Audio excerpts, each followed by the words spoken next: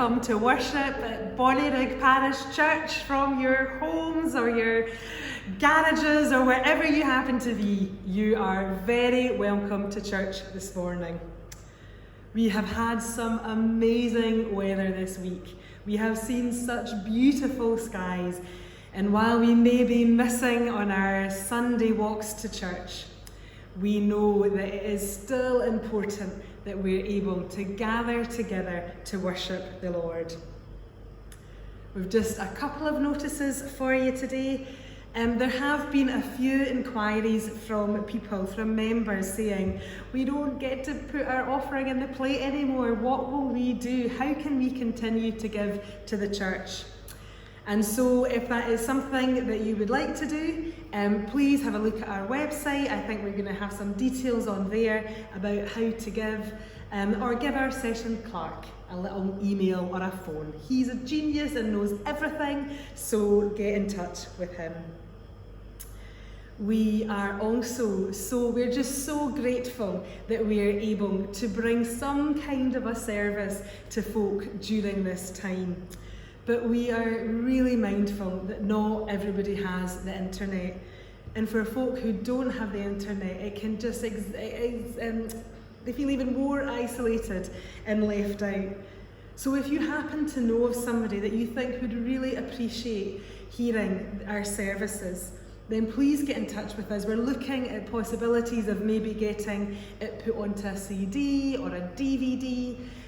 So we'll keep you posted. But if you know of someone that you think would appreciate connecting with the services who doesn't have the internet, please do get in touch and we'll see what we can do.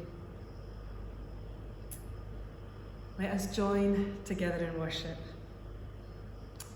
We need your presence, Lord, on the long road, the road between fear and hope. The road between the place where all is lost and the place of resurrection. Like the disciples walking the road to Emmaus, we are in need of the company of Jesus. Jesus, stand among us in your risen power. Let this time of worship be a hallowed hour. Well, today's children's talk, we have come into Christina's room.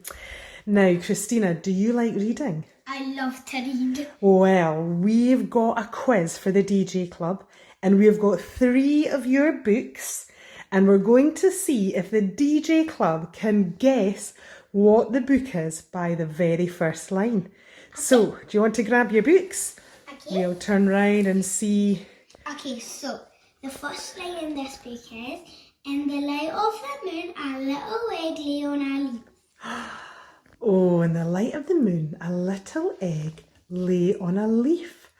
Oh, any guesses? Does anyone know that one? Does it sound familiar? Christina, why don't you show us? It is... Oh! The Very Hungry Caterpillar. The Very Hungry Caterpillar. I've had this for years. I think it even belonged to you. I think that did belong to me. It's really old. Yeah. Okay, what's your next line? Once there were 4 children. Those names were Peter, Susan, Edmund and Lucy. Oh, Peter, Susan, Edmund and Lucy. Anybody know a story with that first line? Have a think, shout out if you know the answer. Christina, do you want to show us what is it? The Lion, the Witch and the Wardrobe. The Lion, the Witch. Oh, another classic. Fantastic. Right, here's our last first line, Christina. Regency were always headed on the island of Struy. Struy, that's quite a difficult word to say, isn't it? Yeah. Hectic. Where's hectic on the island of Struy? Does anybody know any stories with Struy in it? Oh, that's tricky. What do we think? Can you tell us what it is, Christina?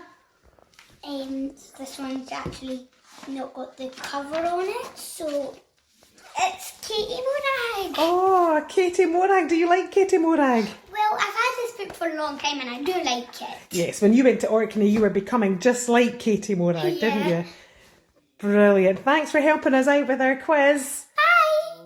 Okay, now we're going to go into Ryan's room. Ryan, can I come in? Yeah. Ah, there you are, sitting, reading. How perfect. We're doing a quiz on books. Do you like to read too? Yeah. You do. Well, Christina's helped us with our quiz, thinking about the first lines of a book. And have you got 3 books there? Yeah. Can you read us the first line, and we're going to see if the DJ Club can guess what book it is you're reading. Go for it. Alfie hated going to the dentist. As a result, the boy's teeth were almost yellow. The ones that weren't yellow were brown. Oh, that sounds like a horrible book. Okay, so a story about a wee boy called Alfie who absolutely needs to go to the dentist. DJ Club, have you any ideas? I don't think I know this one. Right, Ryan, tell us. It's The Demon Dentist by David Williams. Ah, David Williams. Now, I have heard of him. Brilliant. Excellent. Right, what's our next first line? First of all, let me get something straight. This is a journal, not a diary. Oh, a story about a journal, which is definitely not a diary. DJ Club, any ideas? I think I know that. I think we've got a few different versions of this in the house. What is it, Ryan? Diary of a Wimpy Kid. Diary of a Wimpy Kid. Brilliant. Do you like that one? Yeah. Yes. Excellent. Right, last first line. These two very old people are the father and mother of Mr. Bucket. Their names are Grandpa Joe and Grandma Sophie. Oh, right. So we've got a grandma and a grandpa, and they're the mum and dad of Mr. Bucket. DJ Club, any ideas? Right, Ryan, what one's this? Can you tell us? Charlie and the Chocolate Factory by Roald Dahl. Oh, have you read that one? Yeah. Oh, have you seen the film? Yeah. Oh, the book's much better, the way. Yeah. Yeah. Oh, brilliant. Thanks for helping us with our quiz, Ryan. Thanks. Bye. So, how did you get on with the quiz, DJ Club? Did you know what those books were by the first line? Whew, some of them were pretty tricky, I thought. I wonder if you got any right. Now, I have a confession to make. One of the things I got spectacularly wrong last week, those that were in the Macintosh household would have been shaking their fists during the service, as I completely got their answers wrong for the true and false quiz. So, can I just make it very clear for the record that Struan is in fact not a Hearts fan but plays the drums. And I can also tell you that Ailsa is in Panto, which I should have absolutely known because she's so fabulous. I don't know how she feels about cheese, to be honest, but she sometimes stars in the Panto. So forgive me for getting your stories wrong, but I apologise. So we are thinking about stories today, and we're thinking about stories in their beginnings and stories in their endings. And in church we're thinking about a Bible passage where it talks about 2 men think that the story's been finished, thinks that it's all over, and yet Jesus arrives into the story and takes them on a journey in another direction. And each day we can know, even though we are not going out for walks, we can still know Jesus is with us in every moment and every page of our life. We can see God's thread weaving through our own story. Let's sing together our children's song, which Ryan and Christina will lead us in. Now, the observant among you will see that we've got a new member of our family. Who's this, guys? Ivory. This is Ivory, the minister's cat. So, Ivory might well join in for our song today, which is Our God is a Great Big God. 1, 2, 3, 4. Our God is a great big God. Our God is a great big God. Our God is a great big God, and He holds us in His hands. He's higher than the skyscraper. And He's deeper than the submarine. He's wider than the universe, beyond my wildest dreams.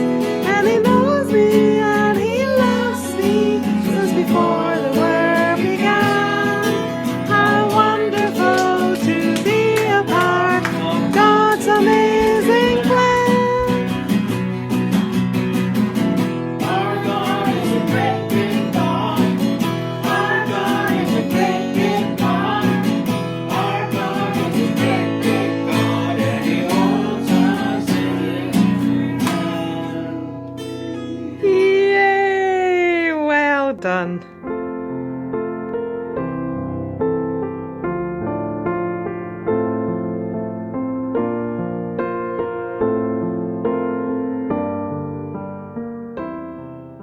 Reading from Luke 24, verses 13 to 35.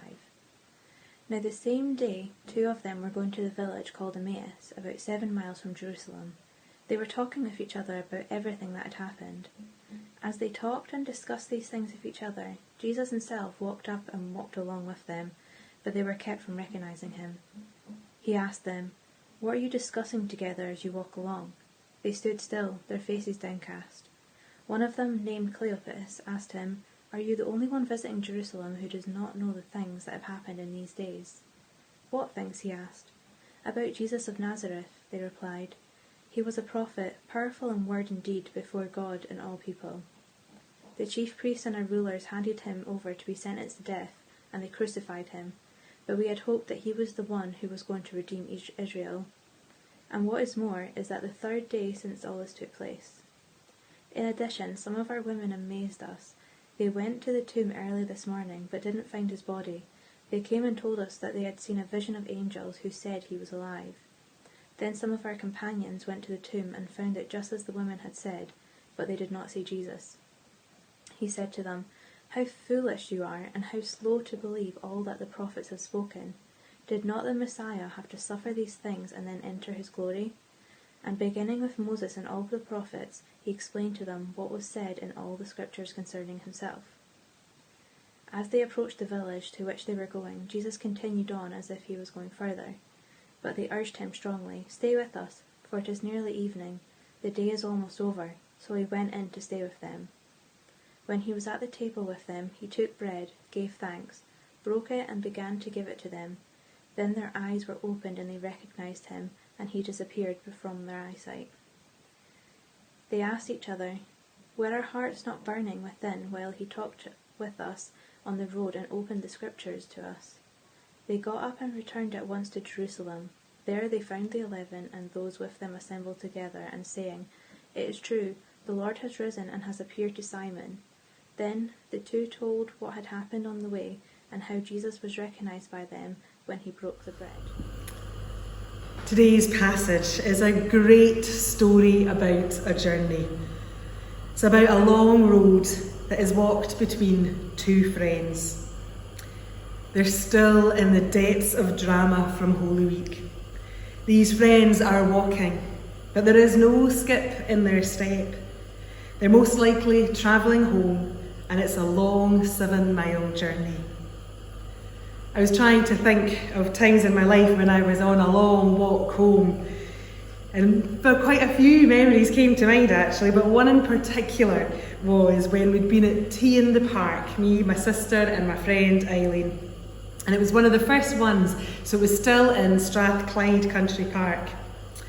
We'd bumped into some friends from Edinburgh and they said, "Listen, we've got the car, do you want to lift home?" "Oh, brilliant," we said, "that would be excellent. We don't have to sit on a bus full of other people queuing to get on," so we gladly took the lift.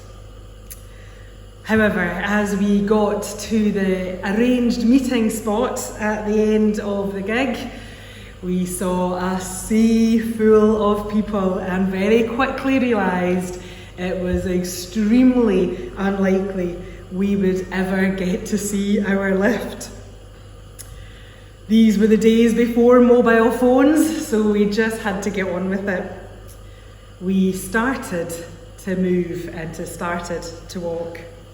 We were walking along streets thinking, I have no idea if we're even going in the right way. The crowds were dispersing and we were just the 3 of us walking. As we trundled along, our spirits began to flag, our feet began to hurt, we were beginning to get a bit irritable, and then, like a mirage in the distance, we saw a phone box. Yes! We picked up pace, got ourselves to this, what looked like a tiny little village. All it had was a phone box and a pub. And believe it or not, the pub was called Brigadoon. It seemed very aptly named. You'll be glad to hear we did make it home. A taxi came and rescued us, but we arrived home utterly exhausted after a very long journey. Our characters in our story today are also heading home after a long journey. They are weary, they are tired, but more than that, they are utterly heartbroken. They had pinned all their hopes on the radical rabbi. They truly believed that Jesus was going to transform life as they knew it. And here they were, walking home together. The one that they had put all their faith in had been killed. They were hearing all kinds of reports of empty tombs and visits from angels. They didn't know what to believe anymore. And they walked home weighed down by disappointment, every step getting further away from the hopes and the dreams that they left in Jerusalem. And it's at this point that a stranger comes and joins them. "What are you chatting about?" he asks. Then there's that great line where the verse says, "They stood still." They're completely shocked. Who is this person? How can he not know what's going on? Jerusalem has been buzzing for the last few days. How can he not know what's happening? It made me think of meeting someone and them saying, "Oh, why are you not meeting in church anymore? Or why aren't you going to restaurants?" Everybody knows what is going on. And so Jesus asks the travellers to explain what it is they're chatting about. What is this sadness that is filling them? Jesus meets the friends in their place of sadness, and he stops them in their tracks. If ever there was a time when the world has stopped in its tracks, surely it's now. I wonder how long they paused on that road before starting to walk again. Jesus asked them to tell them exactly what's been happening. But then Jesus goes on to explain the reason behind these events, going through the scriptures to make sense of all that's happened. For each one of us, we are being forced to stop in our tracks, unable to live life as we normally would. What conversations might we be having that we would never normally have? When the travellers met Jesus, they were devastated. This is not how they thought the story was going to end. The travellers were disappointed, but they didn't realise that the story hadn't finished.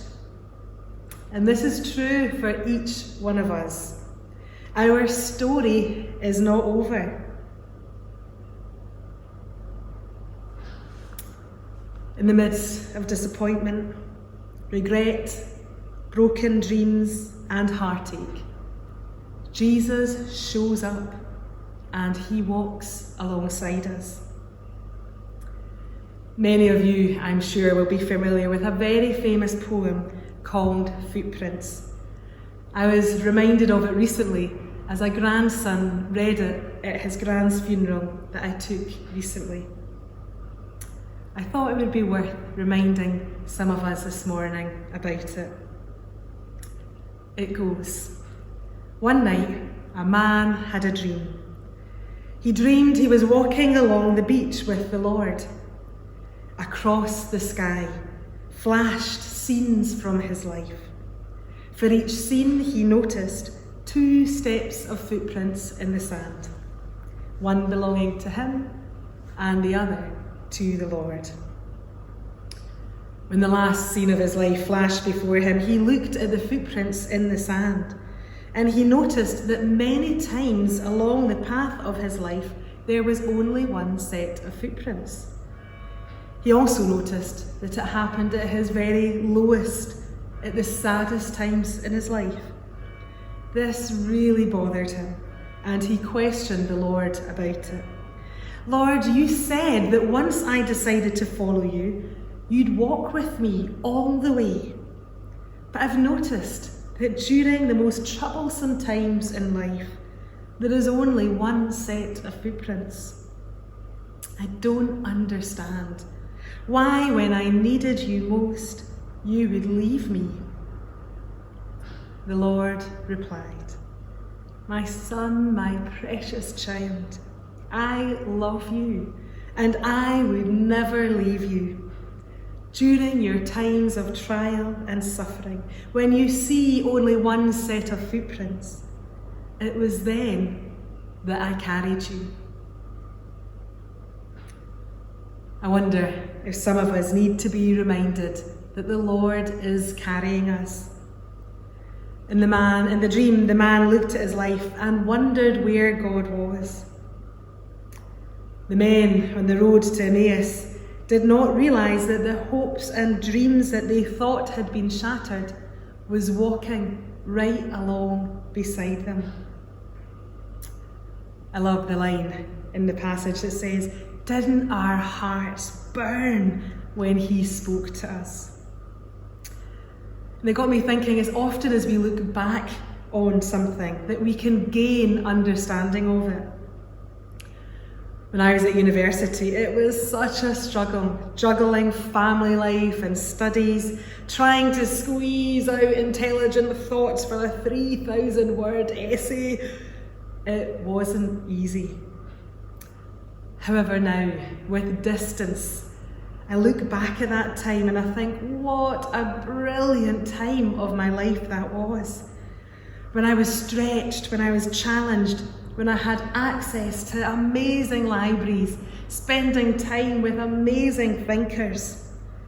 I look back with enormous gratitude. Getting to go to Edinburgh's equivalent of Hogwarts at the top of the mound every day, what a gift indeed. I wonder how we'll look back at this time of lockdown in the months and years to come. For many of us, life is not easy. We, like the travellers on the road to Emmaus, are sad, disappointed, worried about what lies ahead. Is it possible that we are missing recognising Jesus alongside us? Yes, things are hard, but we still have many things to be grateful for. I've been so pleased all week to get emails and messages from many people sending in photos of things that bring them joy, signs of beauty, reminders of God's presence among us. We now are a community who are widely spread out and yet still united. We have members old and we have members new. Let's share together some of those images that each of us have shared. Images of the Father of creation, who is still at work and active, walking alongside us every moment of every day. I have felt the wind blow, whispering your name. I have seen your tears fall when I watch the rain. And how could I say there is no God when all around creation calls a singing bird, a mighty tree, the vast expanse of open sea.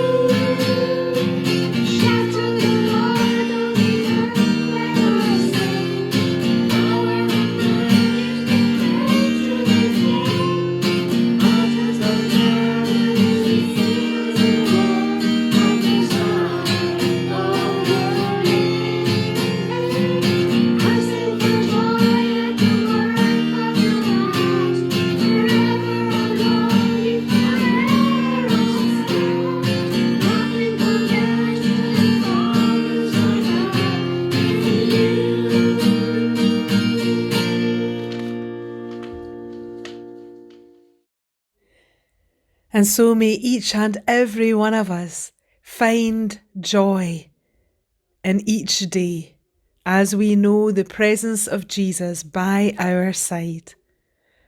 And may the grace of the Lord Jesus Christ, the love of God, and the fellowship of the Holy Spirit be with us all evermore. Amen.